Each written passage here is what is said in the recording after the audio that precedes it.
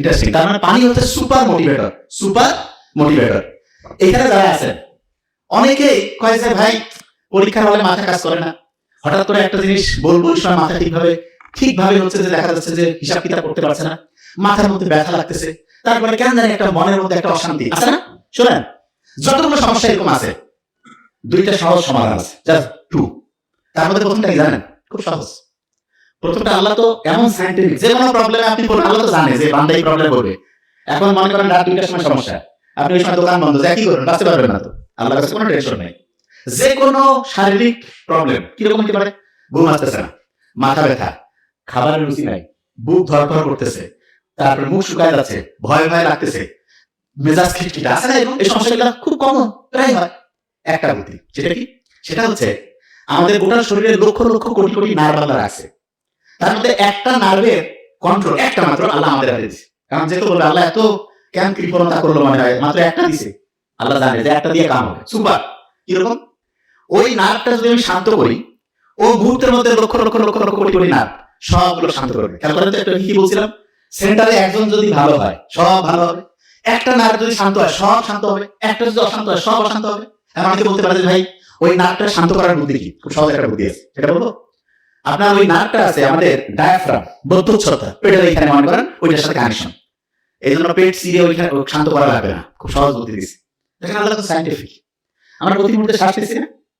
নিশ্চিত নাকি বলা লাগে ভাই শ্বাস নেওয়া কিন্তু মরে যাবে, বলা লাগে? সবাই শ্বাস নিচ্ছে, এই শ্বাসের সাথে ওই নার্ভটার কানেকশন দিচ্ছে। দেখেন কত ইন্টারেস্টিং এবং কত সায়েন্টিফিক। পৃথিবীতে এরকম লোক আছে নাকি যে বাঁচিয়ে আছে কিন্তু শ্বাস নিচ্ছে না? এরকম আছে? শ্বাস নিবেই। আপনার কাছ থেকে জানেন, যখন এরকম যে কোনো টেনশনের অবস্থায় পড়বেন, কিচ্ছু না, 3 থেকে 5 বার 10 বার বুক ভরে শ্বাস নিবেন, ধরে রাখবেন, ছাড়বেন। একটু করেন তো, একটু ভালো লাগবে। নাক দিয়ে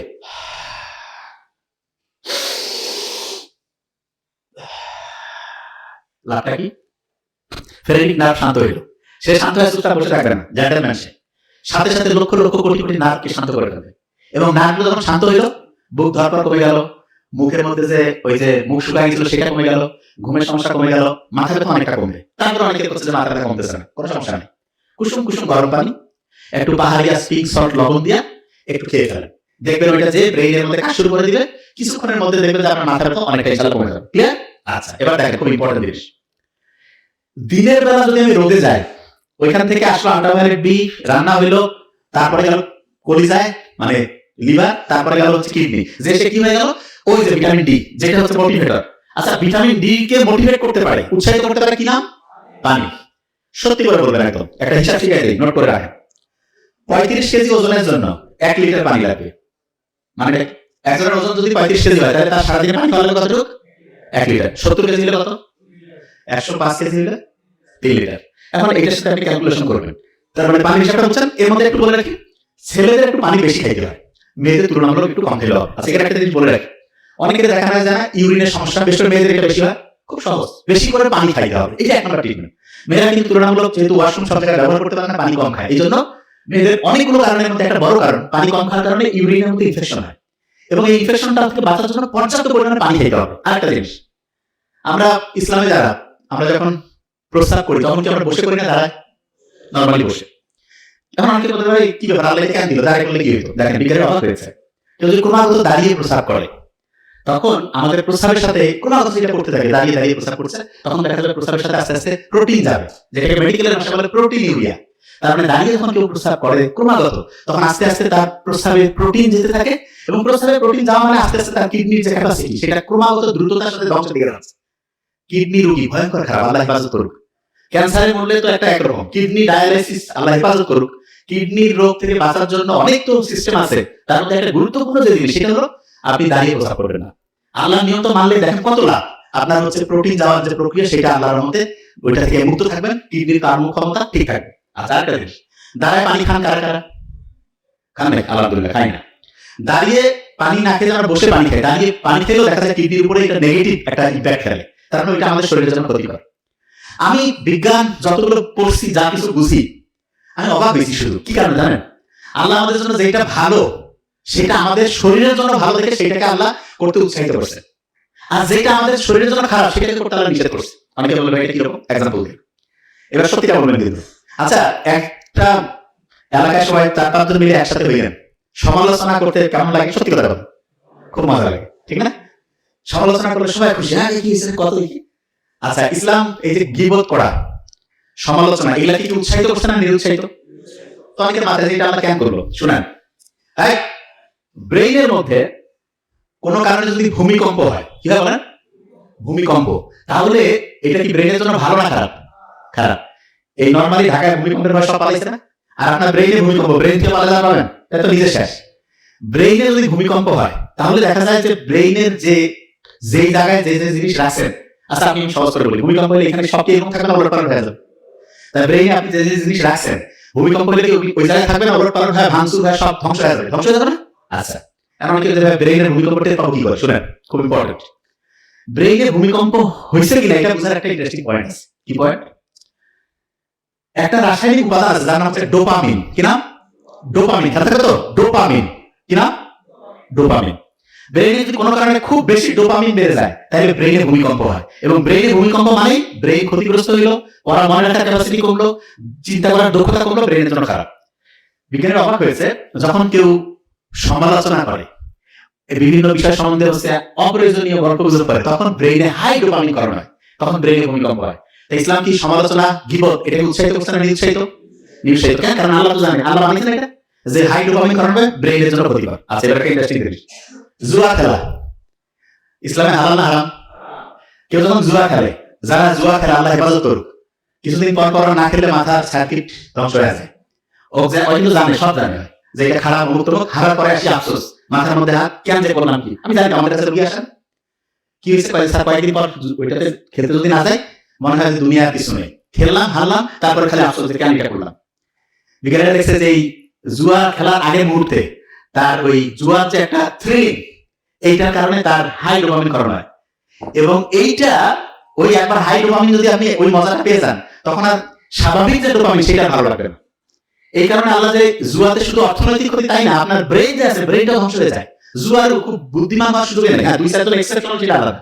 নরমালি যে জুয়ার সাথে আসক্ত হয়ে যাবে তার ডোপামিন অসম্ভব বেশি কারণ হবে, ব্রেইনের মধ্যে ভূমিকম্প হবে, তার ব্রেইনের যে ক্যাপাসিটি ধ্বংস হয়ে যাবে। তাহলে জুয়া এটা কি ব্রেইনে ভূমিকম্প তৈরি করতেছে কি করতেছে না? এক কথা বলেন না কেন? তাহলে এটা আমাদের ব্রেইনের জন্য ভালো না খারাপ? খারাপ। আচ্ছা, এটা দেখেন, আপনারা অনেকেই বলবেন যে এই ইসলামে খুব ইন্টারেস্টিং একটা জিনিস আছে, সেটা কি জানেন?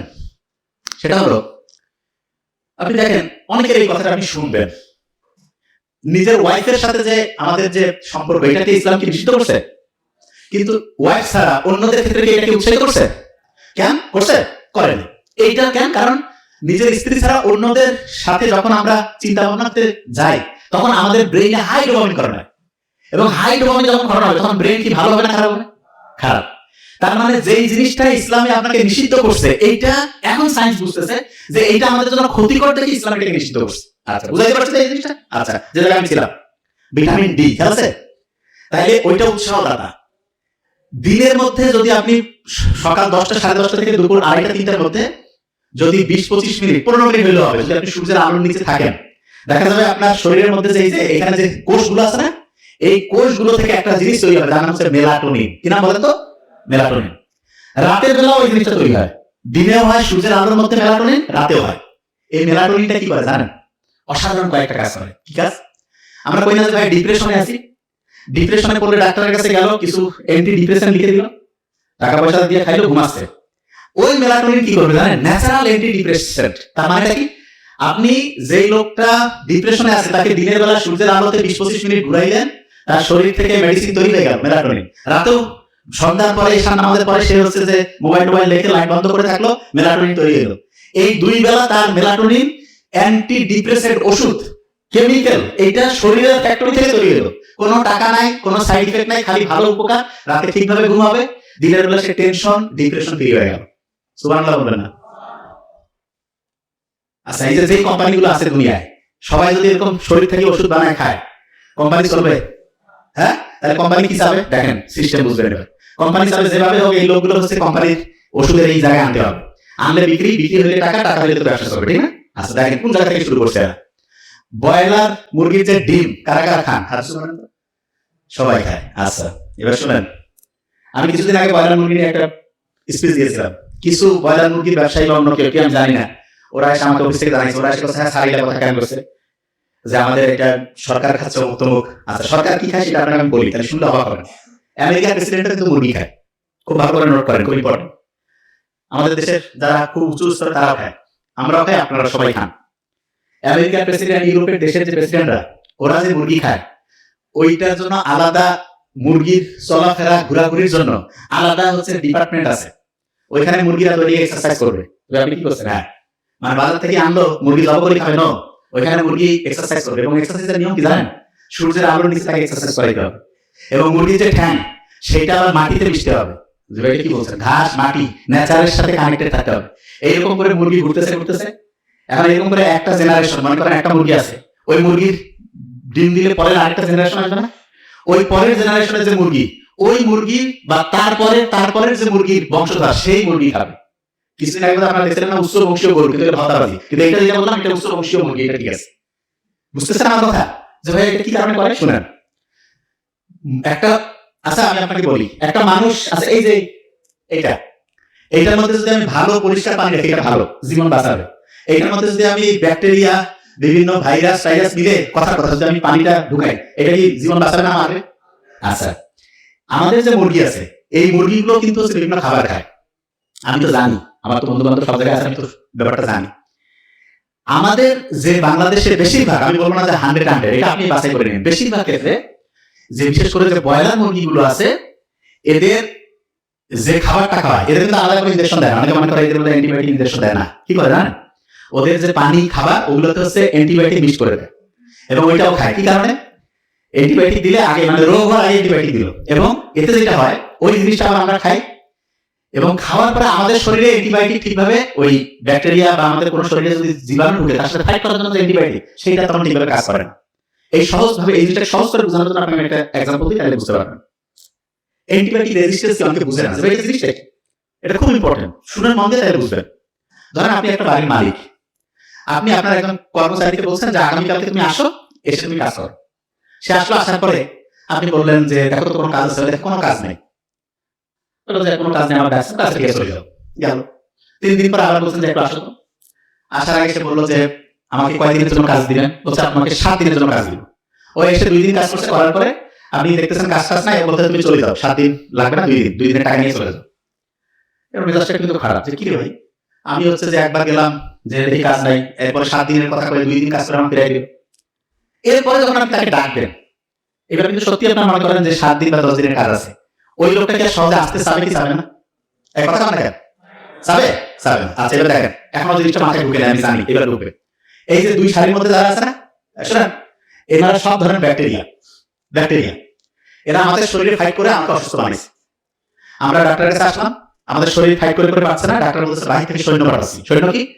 একটা অ্যান্টিবায়োটিক দিল, অ্যান্টিবায়োটিকটা খাইলাম। অ্যান্টিবায়োটিক হচ্ছে এক ধরনের বোমা। এইখানে মনে করেন যে 15 জন মরে গেল। আচ্ছা, 15 জন যদি একসাথে মরে যায়, বাকি 4-5 জন কি আর চুপ করে থাকবে নাকি? ওই সময় কোনো কিছু চুপ হয়ে যাবে, যে ভাই কি হলো, বুঝতে চেষ্টা করবে না? আচ্ছা, তা আপনি ওই 5 জন কিন্তু আছে, কিন্তু 1 ডোজ খাইছেন বা 2 দিন খাইছেন, 4-5 জন বেঁচে আছে, সবগুলো মরছে। তখন আপনি চিন্তা করতেছেন ডাক্তার কাছে 7 দিন খাইতে দেবো, কেন 7 দিন খাবো, আমি যখন সুস্থ হয়ে গেছি, না খেলে হবে। আচ্ছা, যে 4-5 জন আছে, আপনি চিন্তা করেন, এরা কিন্তু ভাই বাপ নিজের বংশের সব লোক। আপনার বংশে যদি সবাইকে মারি ফেলায়, 2-4 জন যদি বাঁচেন, আপনি চিন্তা করবেন না যে কে আমাকে মারলো? এই জিনিসটা গবেষণা করবেন। গবেষণা করে আপনি ওই যে জিনিসটা দিয়ে মারছে সেই জিনিসটা ক্যালকুলেশন করবেন, করে আপনি কি করবেন, যে আমাকে এইটা দিয়ে মারছে, এই গোটাল জিনিসটার বিরুদ্ধে আপনি একটা গোটাল সিকিউরিটি সিস্টেম তৈরি করবেন। করার পরে আপনি কি করবেন, যে ভাই আমার বংশকে ধ্বংস করছে, যে ধ্বংস করছে তার বংশ ধ্বংস করা লাগবে। কিভাবে? আপনি তখন আন্দোলনে বের হয়ে গেলেন। ওই এলাকার যত অ্যান্টিবায়োটিক ব্যাকটেরিয়া আছে সবাইকে বলবেন, ভাই ও কিন্তু এটা দিয়ে আমাদের রোগকে মারছে, ভাই এই জিনিসটা তোমরা নাও। এটা কি? যে তোমরা যখন ওকে অ্যাটাক করবা, তখন ও যে ওষুধটা খাবে, মানে যে বোমাটা মারবে, সেই বোমাটা দিয়ে তোমাকে ধ্বংস করতে চাইলে এইটা সামনে আগায় রাখবা, তাহলে তুমি ধ্বংস হবা। তাই লিখবা। ও যখন ওইটা নেওয়ার পরে আমাদের তো বংশ আরো এরকম আছে, হ্যাঁ সবাই এটা, মানে নিজের সিকিউরিটির জন্য সবাই এটাকে জানাই দাও। এরকম করে ওই এলাকার যত লক্ষ লক্ষ কোটি কোটি ব্যাকটেরিয়া সবাই জানলো না, জানার পরে মনে করেন ওই ব্যাকটেরিয়া এই নিচে যারা আছে তাদের কাউকে ধরছে। এখন নিয়ে আসি বললো যে ডাক্তারকে, যে স্যার এরকম আমার সুস্থ হচ্ছি না। আমি চিন্তা করলাম এর আগে সুস্থ হয়েছি, আমি ওই ওষুধটাই দিলাম। ওরা কিন্তু আগে থেকে রেডি হয়ে আছে, ওষুধ খেলে 1 ডোজ কাজ হয় না। তারপরে যে সুস্থ হয়েছে তার বলছে কি দোস্ত, তোমার 1 ডোজে কাজ হয়েছিল, হ্যাঁ তোর হচ্ছে না, কাজ ডাবল পরীক্ষা, 2 দিন 3 দিন 7 দিন খাওয়ার পর কাজ হচ্ছে না। কেন? কারণ যেটা দিয়ে ওকে মারবেন সেটা টেকনিকটা সে আগেই বের করে ফেলছে। এই কারণে এই যে প্রথমে ধ্বংস হইলো পরে ধ্বংস হইলো না, বাধা দিল না, এইটাকে সহজ করে বলে অ্যান্টিবায়োটিক রেজিস্ট্যান্স। কখন হতে পারে সহজ করে?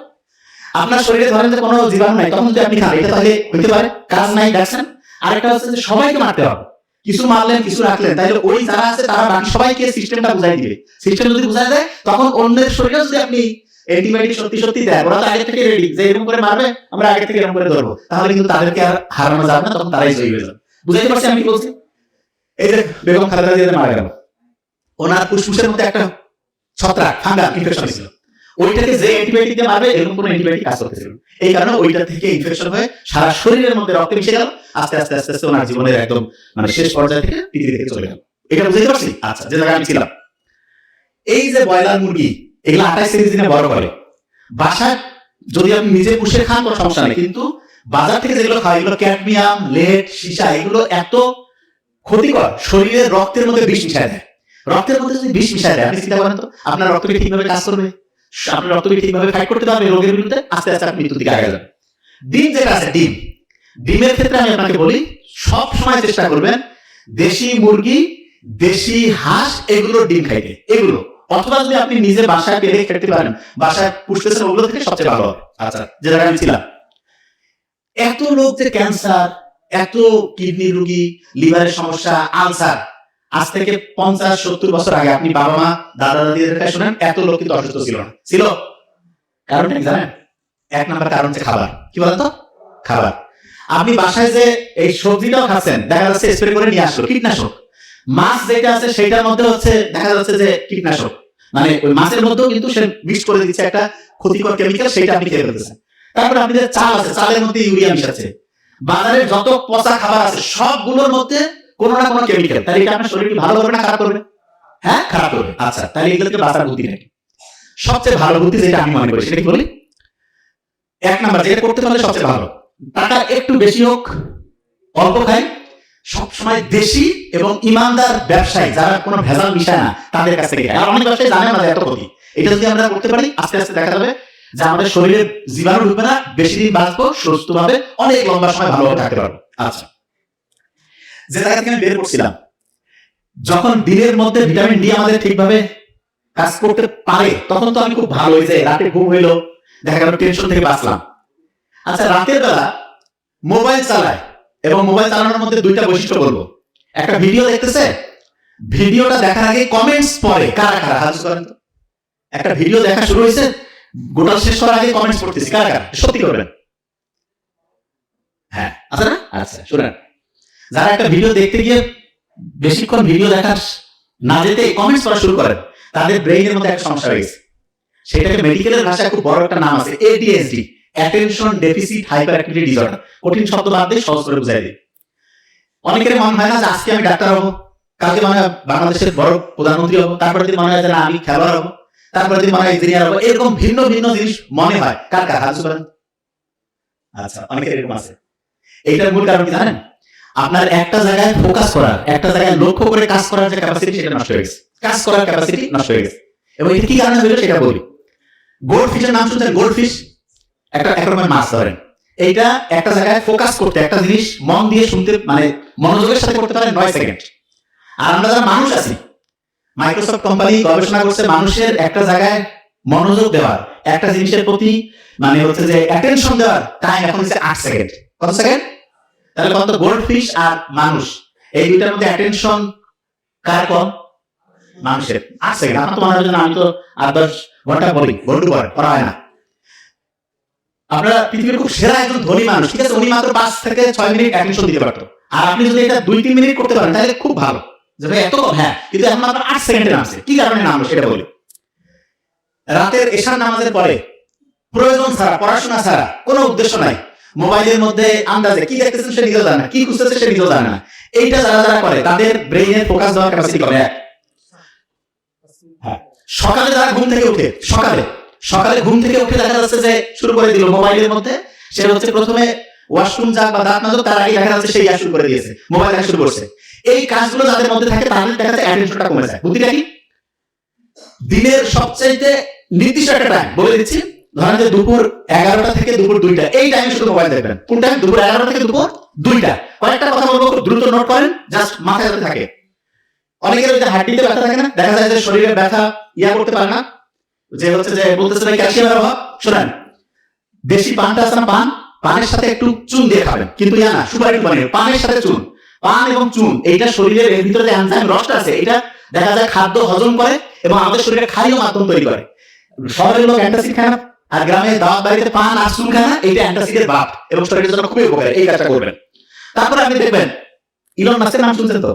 উনি এখন বলতেছে যে এই পৃথিবী নিয়ে ওনার এখন যেটা চিন্তা, যে উপর থেকে কোন একটা শক্তি আছে যেটা আমাদের সবাইকে তৈরি করছে, দেখতে চাচ্ছে আমরা কি করি। আল্লাহ বলছে না আমি জীবনের জন্য, তার মানে ইলন মাস্কের চিন্তা আর আল্লাহ যে আমাদের কোরআনের মধ্যে বলছে একেবারে হুবহু মিলে যায়। জাস্ট ও আল্লাহ হিসাবে কাউকে মানে কি মানে না জানে না, কিন্তু একটা সোর্সের কথা বলে, একটা শক্তির কথা বলে। দেখেন একটা জিনিস খুব ভালো করে মাথায় রাখতে হবে, গরিবের ছেলেমেয়ে খুব ভালো আছে না, কেন? ক্ষুধার্ত আছে। ক্ষুধার্ত থাকলে ব্রেইনের মধ্যে একটা জিনিস তৈরি হয়, সেটা কি?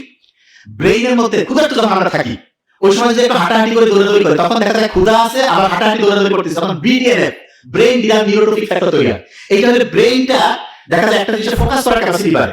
আগেকার দিনে আমরা কি করতাম, দেখা যেত পথে ঘাটে জঙ্গলে শিকার করে খাইতাম, সারাদিন শিকারের পিছনে দৌড়াচ্ছি, যতক্ষণ খাবার পাই ততক্ষণ ব্রেইন খুব শার্প, যখনই খাবার পাইলাম খাওয়ার পরে ঘুমায় পড়লাম। এই জন্য ছোট বাচ্চা গরিব থাক ধনী থাক তাকে ক্ষুধাতে একটু রাখবেন। অনেকে খালি বারবার হয় নো, তার ব্রেইনের সর্বোচ্চ বিকাশের জন্য তাকে ক্ষুধার্ত অবস্থায় একটু রাখবেন এবং ওই সময় তাকে পড়তে বলবেন। অনেকে আছে এই সময় দেখবেন পলিস্টার আছে না, পলিস্টারের কাপড় ব্যবহার করে না, পলিস্টারের কাপড়ের মধ্যে যে উপাদান থাকে, ওই সিনথেটিক উপাদানটা মেয়েদের হরমোনাল যে ব্যালেন্স সেটা নষ্ট করে দেয়। মেয়েদের পিসিওএইচ, মেয়েদের এই যে সন্তান জন্মদানের যে প্রক্রিয়া, এই প্রেগন্যান্সি, এগুলোতে সমস্যা করে। আর ছেলেদের দেখা যায় টেস্টোস্টেরন যে হরমোন আছে সেটা কমতে থাকে। যারা স্টুডেন্ট আছেন সবসময় খেয়াল রাখবেন, খুব ভালো, যখনই পড়তে বসবেন তার আগে রুম মানে যেই জায়গায় বসবেন গোটা জায়গাটা একদম চোখের সামনে থেকে সবকিছু সরাই ফেলবেন। এই কাজটা করলে আপনার ব্রেইনের অ্যাক্টিভিটি 35 থেকে 45% বেড়ে যাবে। তারপরে ডায়েরি নিলেন, কলম নিলেন, আর ওই যে বইটা নিলেন, নিয়ে একটু 1 মিনিট পরে টার্গেট করুন। 1 মিনিট। অনেকে টার্গেট করে 8 ঘন্টা পড়বো, পড়া হবে না। ব্রেক হবে 8 ঘন্টা পরে পড়লে একটু ফেসবুকে ঘুরে আসতে গিয়ে শেষ। 1 মিনিট টার্গেট নিয়ে পড়বেন, গেম চেঞ্জিং হবে। যা করবেন মেইন পয়েন্টটা লিখবেন। আমরা যা কিছু খাই, এখানে বোতল আছে, আমি এগুলো খাই না নরমালি, দেখবেন আমার বোতল আলাদা। এগুলোর মধ্যে আমি সেদিন আকিস গ্রুপ অফ ইন্ডাস্ট্রিজ এর প্রোগ্রামে আমাকে বললাম, বইদিন বাইরে এগুলোর মধ্যে মাইক্রোপ্লাস্টিক আছে। এগুলো কি করে? রক্তের মধ্যে ঢুকে রক্তের নালীগুলোকে আস্তে আস্তে আস্তে আস্তে আস্তে জ্যাম করে দেয় এবং রক্ত ঠিকভাবে কাজ করতে পারে না, রক্ত হচ্ছে জ্যামের মধ্যে পড়ে যায়।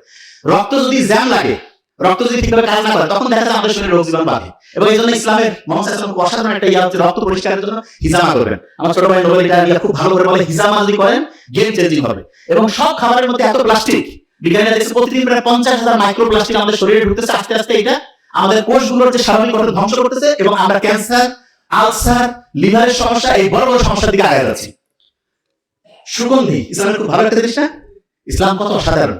বিজ্ঞানীরা এখন দেখতেছে কেউ যখন বডি স্প্রে মানে এক কথা সে আতর মাখুক আর যাই মাখুক, সুগন্ধি যখন সে ব্যবহার করে, তার ব্রেইনের দুইটা অংশ প্রিফ্রন্টাল কর্টেক্স, হিপোক্যাম্পাস অ্যাক্টিভ হয়ে যায়। ওইটা কি হবে? পড়া দ্রুত শর্ট টার্ম থেকে লং টার্ম মেমোরিতে যাবে, পড়া মনে থাকবে। আরেকটা জিনিস বলে রাখি যেটা খুব ইম্পর্টেন্ট, যখন আপনি পড়বেন, যখন আপনি একটা নতুন জিনিস পড়বেন, নতুন, তখন বাম হাতটা মুষ্টি করে পড়বেন। আর যখন রিভিশন দিবেন, রিভিশন মানটা আর না, আর প্রথম বর্ণ রাইট হ্যান্ড মানে আর না, ডান সাইডের যে রাইট হ্যান্ড এইটা দিয়ে এইটা হাতটা চিপে ধরে পড়বেন। মানে নতুন জিনিস পড়ার সময় বাম হাতটা মুষ্টি করে ধরবেন, আর যখন পুরাতন জিনিস রিভিশন দিবেন তখন ডান হাতটা মুষ্টি করে ধরবেন। কেন? ডান হাতটা মুষ্টি করে ধরলে ব্রেনের বাম সাইডটা, বাম হাতটা মুষ্টি করে ধরলে ব্রেনের ডান সাইডটা অ্যাক্টিভ হবে এবং পড়াটা তখন ঠিকভাবে যেখানে রিজার্ভ করার কথা সেখানে হবে। 1 মিনিটে কথা এখন সবগুলো রিজার্ভ যা যা আমরা বলছি এটা এখন ধরে ফেলবো। শহীদ হোসেন জিয়াউর রহমান কোন ভিটামিনের মতো? Vitamin D. আচ্ছা, ভিটামিন ডি যদি ঠিকভাবে কাজ করে আমাদের টেনশন বাড়বে না কমবে? কমবে। আচ্ছা, ব্রেইনের জন্য খুব ভালো পানি, আর হচ্ছে যখন টেনশন হবে বুক ভরে শ্বাস নিব ছাড়বো। একজন সেন্টারে যে আছে তার ব্রেইন যদি শর্ট হয়, তাহলে দেশের সব লোকের ব্রেইন ভালো হবে না খারাপ হবে? ওই লোক যদি খারাপ হয়, সব খারাপ। তাহলে আমরা যদি দেশটা ভালো করতে চাই, সেন্টারে কি ভালো লোক রাখবো না খারাপ লোক? Thank you so much. আসসালামু আলাইকুম। সম্মানিত আলোচক ডক্টর রবীন্দ্র